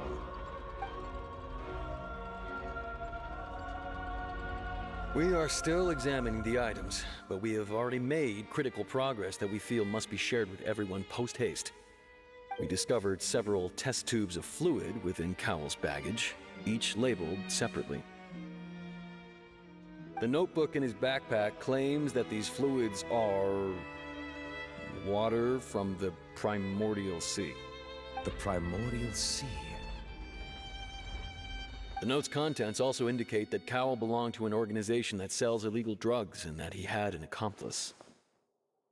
The notebook has many entries concerning safe usage of these fluids, in which the keyword dissolve appears many times. One of these tubes was labeled Opera Epiclese, along with yesterday's date. It is empty. The notes also state that these dissolution properties work exclusively on people from Fontaine. It's likely that Halsey was chosen as some sort of test subject. As such, we believe that the defense's hypothesis is, in fact, supported by sufficient evidence. You've got to be kidding! People dissolving into water? Could something so ridiculous actually be true? Wait a moment. This reminds me of a certain prophecy, but it's just a coincidence, isn't it? Huh. If people can become water, does that mean that the water tank's real use was as a means to hide water stains? And if Cowell was targeting that girl... Wait just a minute. Could that mean... You two, with me, quick! Demoiselle, wait! What about your partners? Let's go. Just trust me. Order! Order! It is undeniable that further examination of the deceased's personal effects has yielded some surprising results, but we cannot yet verify the veracity of these clues. Still, let us assume that these clues are indeed authentic, albeit with the understanding that Ms. Halsey has yet to be found. Guards, please continue examining the items along these lines. Mr. Linney, it appears your hypothesis is supported by the evidence, so please continue speaking. Of course. Thank you, Your Honor. If we uphold this hypothesis, I believe that many of this case's seemingly unrelated clues can be connected together. Right! Like the metal hook! That one didn't make sense at all. Let's think about this. Cowell's methods must have something to do with that water from the primordial sea.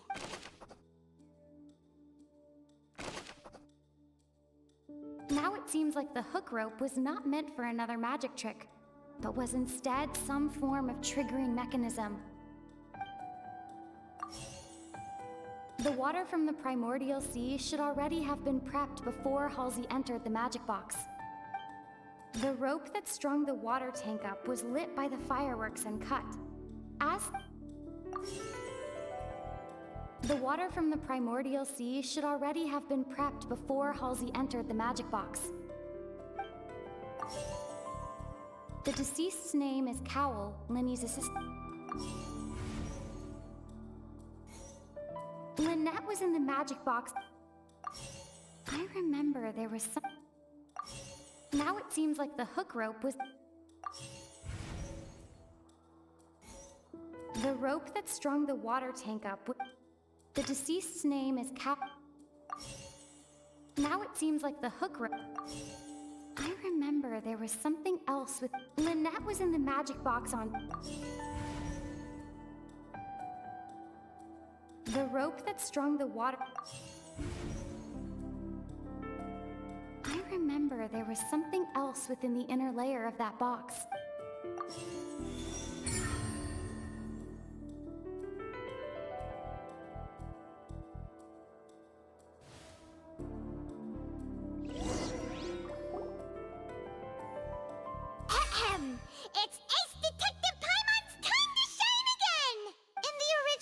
plan, Cowl would tamper with the water tank rope, and the number selector securing his target.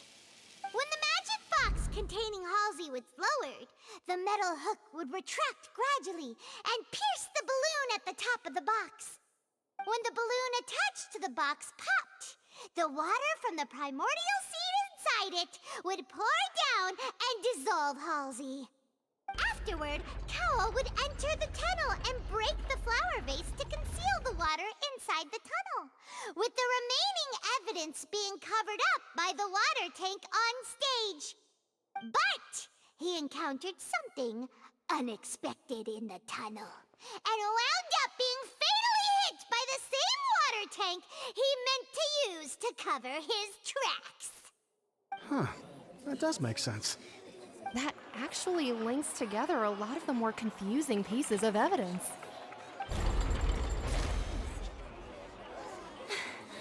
Oh dear, what do I do? Even I think they sound convincing now. Have I falsely accused an innocent person? What a humiliation. Now, it seems like the only point of contention remaining is the exact circumstances that led to Cowl's death. His notes mentioned he had an accomplice who could be related to the situation. On that note, the guards have just contacted me indicating that they uncovered new evidence. I shall now invite him on stage to share it with us. Thank you, Your Honor. We were just inspecting the luggage of the other people involved in this case. And we found an identical sample of the water from the primordial sea among Linny's personal effects. What? That can't be. Oh, I see. Well, how wonderfully comedic to have your own counterattack only to come back and wound you. Does this not clear all doubt? My dear citizens, my loyal audience, allow me to present my reasoning and bring this performance to a swift close. Linny did not need to take part in the dissolution of the young woman at all. Indeed, he did leave the scene via the vent. Having made modifications to the props beforehand, his accomplice Cowl then caused Halsey to vanish using the water from the primordial sea. But upon his return, in cruel avarice, Linny desired sole credit and prepared to do away with his partner in crime. Ultimately, he knocked Cowl out, and the tool meant to cover the crime up also became a murder weapon. Now, as much as I regret having come to such a viciously straightforward conclusion, it does seem that the famed Fatui is quite the cold-blooded and ruthless organization. Am I right, Mr. Linny? We've used up all the evidence we collected. There's no way for us to make a rebuttal here. Is this the end of the road? Oh no! Paimon can't think of anything either. It doesn't look like there's any way around this. Seems using the water as new evidence was too good a move. Why did this have to happen now?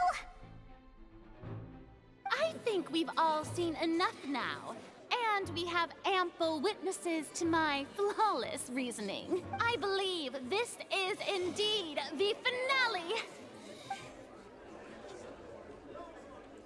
Now then, my good, noble Chief Justice, should we not, in your view, move... Excuse me, everyone, but I must interject. Miss, I must ask you not to shout, and to respect the ongoing legal proceedings. Oh, come on. Don't be hasty. I have a good reason for interrupting, you know. Now, would anyone here like to take a little break from all this debate and see, I'll show you an amazing trick. One that can bring a young woman who has disappeared back in the flesh, right before your very eyes. complete. What in the world is she saying? No offense, miss, but miracles like that are beyond my scope as a magician. Come on now, don't be silly.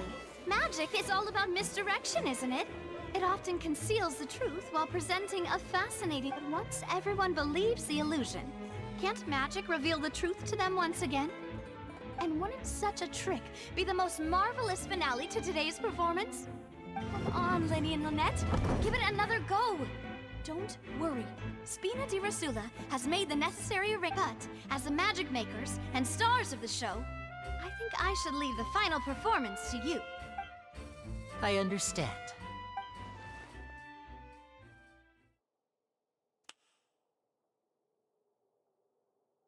And voila!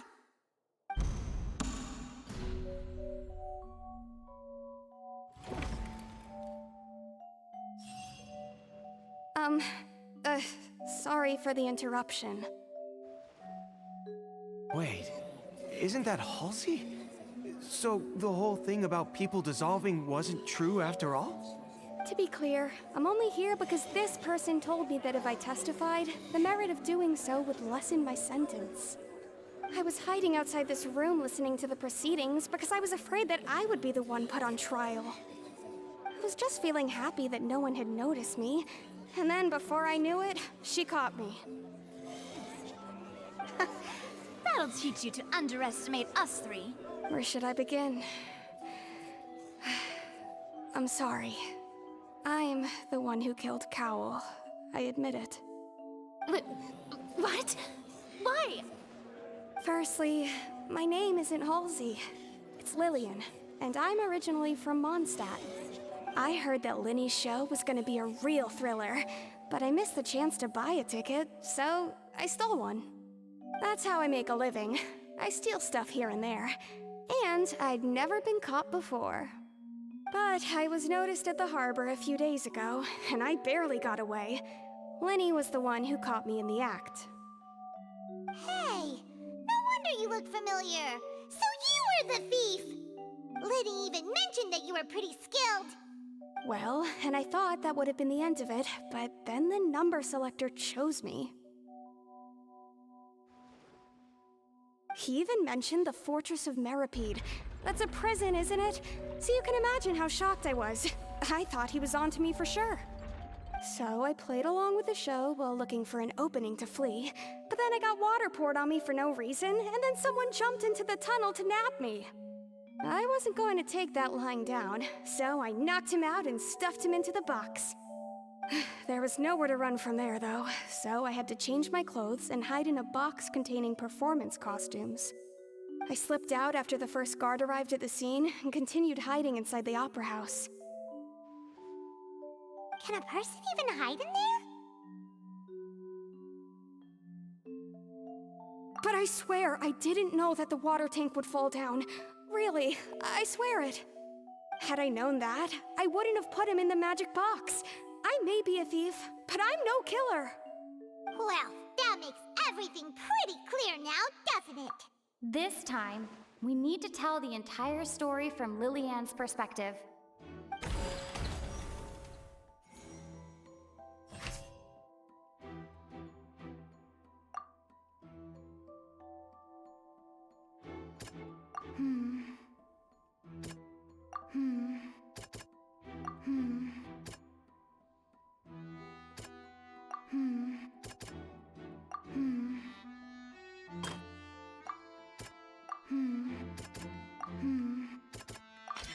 The strange sound wasn't from a fight.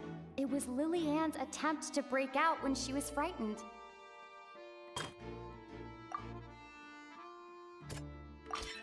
The flower vase was not broken to cover anything up, but was smashed during the struggle between Lillian and Cowl.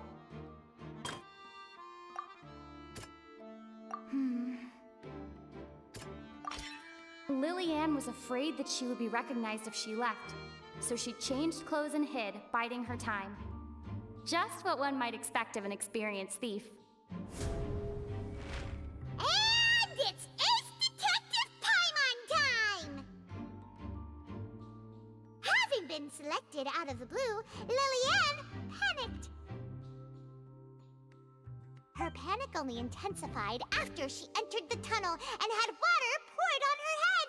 So she kicked the door open, producing the thud we all heard.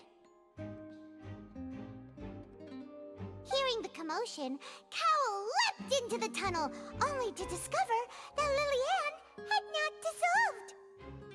He did not know that Lillian was not from Fontaine, but was a thief who made her way in by stealing a ticket. Mistakenly believing that the water from the primordial sea needed time to take effect, he tried to force Lillian back into the box. The two broke the flower vase during the struggle, but Lillian came out on top, knocking Cowl out and putting him in the box.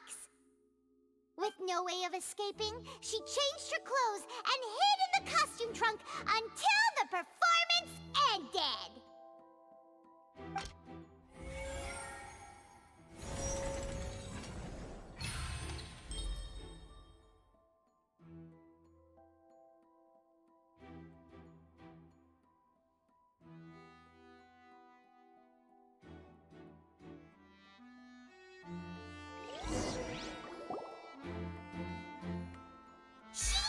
That she would have to go through guard inspection if she tried to leave afterward.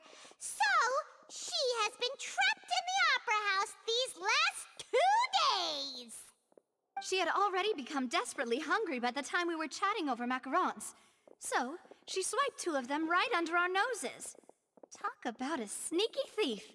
At this point, all the events that happened in the tunnel have now come to light. Ah, so that's the whole story. Bravo! Bravo! Now then, Lady Farina, do you wish to speak against the defense's statements? Please answer the question, Lady Farina. Also, if I may add, the trial has not yet ended.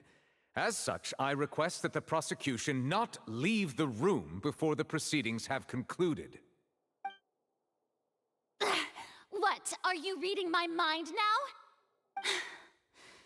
No, I have no further arguments. I admit defeat. But really, could you at least have left me with some dignity? Wow, look at that! She's like a deflated balloon now. If there are no objections, then as the Chief Justice of Fontaine, I shall once again repeat the full sequence of events. The actual perpetrator of the serial disappearances, Cowl, selected his next victim from the audience reservation list. With some modifications to the selector, he could ensure that the pre-selected young woman would be chosen. To cover up any evidence while committing the deed, Cowl thought of allowing the water tank to fall, which would conceal the water left behind after the young woman was dissolved. He also tampered with the rope suspending the water tank, using the fireworks at the end of the performance to cause the tank to drop and hide the watermarks. He poured the water from the primordial sea into a balloon during the preparation of the magic box and stuck it to the box's lid. Finally, he passed the prepared hook on a rope through the gap in the magic box's door when bringing the young woman to said box. When the magic trick officially began, the box containing the woman was lowered into the tunnel, tightening the hook rope and bursting the balloon containing the water. If all had gone to plan, the young woman would be dissolved at this time. However, Lillian was not from Fontaine, and thus fled the box with a loud noise. Realizing that there was trouble, Cowl entered the tunnel and met Lillian. Thinking that the waters had not yet taken effect, he decided to proceed. However, his opponent was more capable than he thought, and he was overcome, knocked unconscious, and placed into the magic box, and thus became his own final victim. Lillian, according to her own statements, then changed clothes and hid until the performance ended, before hiding in other parts of the opera house. As for Linny, he was in the underground structures within the opera house, and was thus ignorant of these happenings. From this reconstruction of events, we can conclude that Linny, the accused, is in fact innocent. While there is much in Linny and Lillian's conduct that should still be investigated separately, this case, at least, can be handed over to the Oratrice to make the final decision.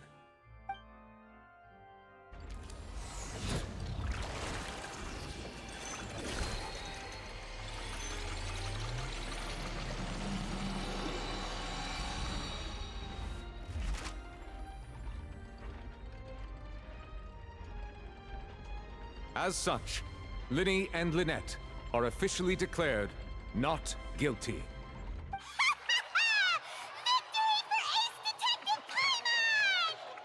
Great work, partners. Thank you all. Thank you so much. Next, I think we deserve an explanation, Guard Vaughn. How did you find the water from the primordial sea in Linny's baggage? Right! Your discovery caused me to make a serious mistake, you know. Or was that not a discovery, but false evidence that you dared to bring before this court? I suspect that the accomplice mentioned in Cowell's notes was not Linny, but you, yes? I'm sure you know what you must do to lessen your sentence. Speak quickly! Unless you want to earn yourself a one-way ticket to Coupon Town. I was just following orders. We were supposed to place blame for the serial disappearances onto Linny, and thus cause suspicion to fall on the Fatui. The higher-ups said this was the best opportunity to do so. And now that your plan has fallen through, and the secrets of the water have been revealed, you have become a liability to said higher-ups, yes? Therefore, you would be wise to tell everything you know, and seek the protection of the guards. Yes, I'll tell you everything I know. Our boss discovered that the water can cause people to dissolve. It can also be made into a potion, which when extremely diluted, can cause people to experience unforgettable exhilaration. We've been in this business for a while now, and have made decent mora off it. The disappearances were also the boss's idea.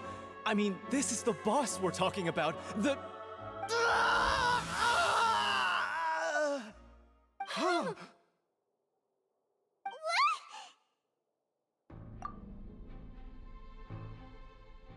And now he can no longer talk. Such ruthlessness. I shouldn't have expected any less of them. An outrageous act. All present, please submit to inspection immediately.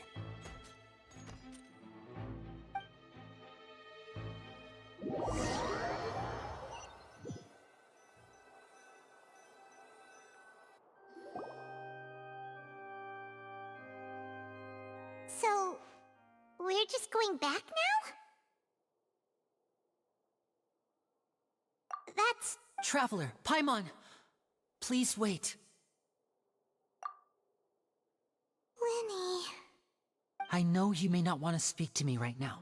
Maybe you don't even want to look at me. But still, let me thank you again for defending me to the end, even after you learned that I'm a member of the Fatui.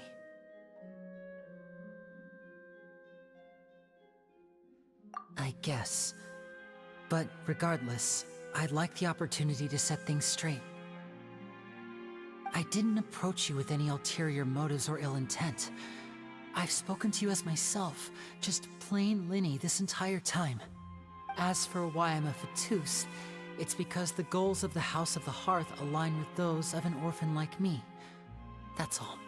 That was how Father, who you might know as the Knave, approached recruiting us back then too.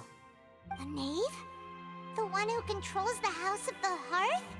She's your father? That's right. And since we're here, I was wondering, would you mind hearing a story? It's about my past. Back when our parents first died, Lynette and I were left wandering the streets. To survive, I took to surreptitiously observing an older street performer who did magic. It took me several days to figure out how he pulled off his amazing tricks. I took my sister through several streets until we found a crowded corner, and we began to perform magic tricks there. To my surprise, we proved to be pretty popular, and we could at least stop worrying about where our next meal would come from for a time. But I didn't want my sister to remain a street rat together with me forever.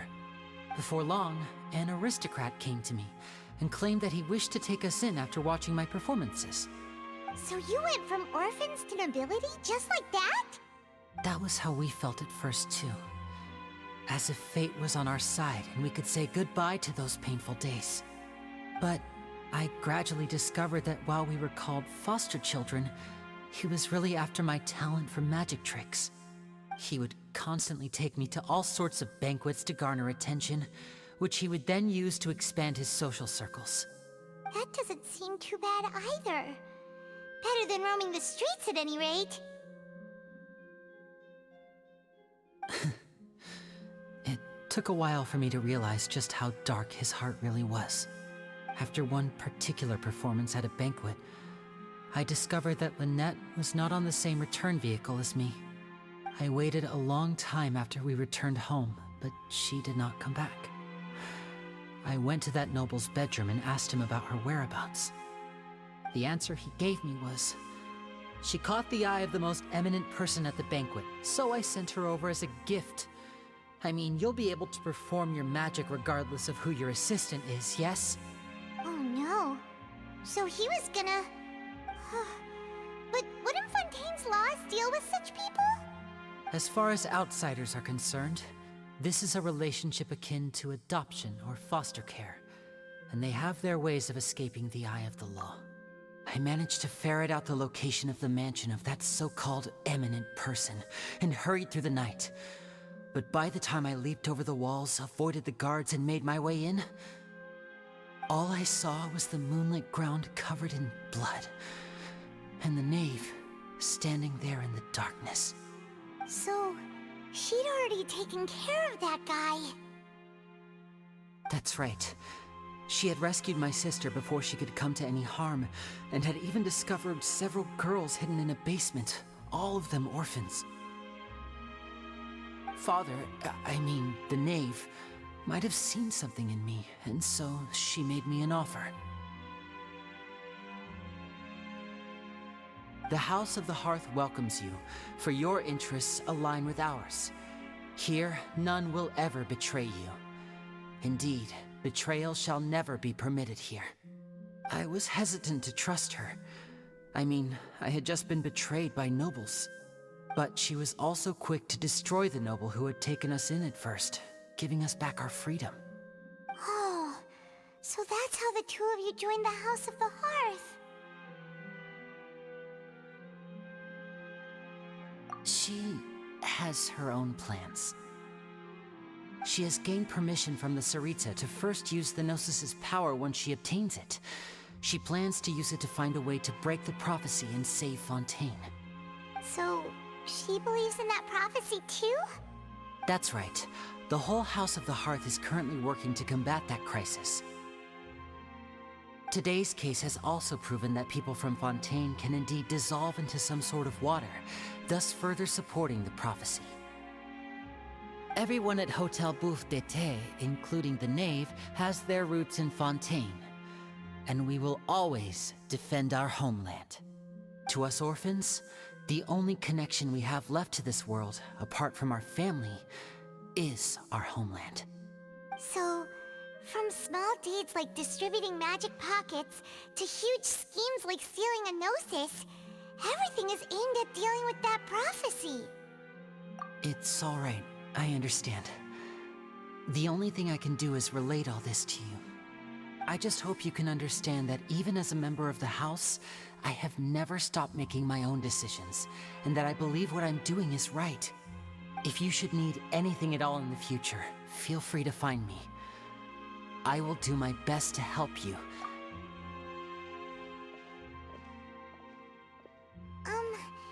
Bye, Linny! Prepare to be blown away!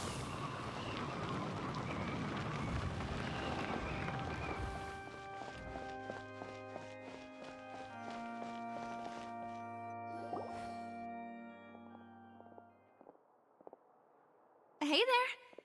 What was with the disappearing act you pulled right as the trial ended? Were you looking for us, Navia? Well, this whole thing isn't exactly over, is it? I do feel that we're getting closer to solving the serial disappearances case, though. Don't you think so, too? Huh? What's wrong, my dear partner?